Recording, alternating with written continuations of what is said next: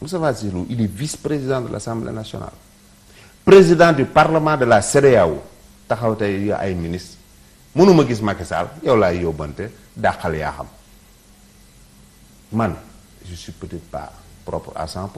nee na tu es payé par le contribuable. mais moom qui le paye moom en tant que vice-président de l'Assemblée nationale c'est une société privée moo koy fay ngay taxaw di wax yóbbante naa la ci président Macky Sall na dàq yaa xam yow di su fekkee waxuñu na sa côté. nee na bu la président dàqul lu ñu gis moom la. day wax gis nga Moustapha Cissé Lo day wax coow lii xam nga lan la def yàkkamti génn si.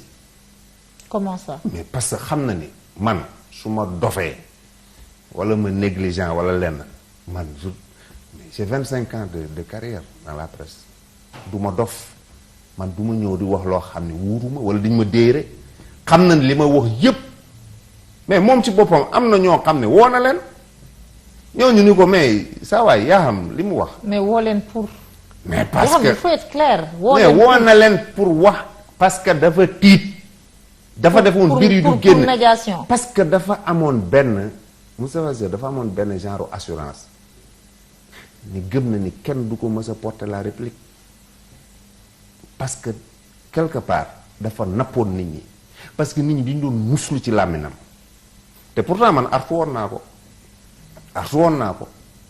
artu naa ko moom ni ko bàyyil affaire yi ngay def parce que trop c'est trop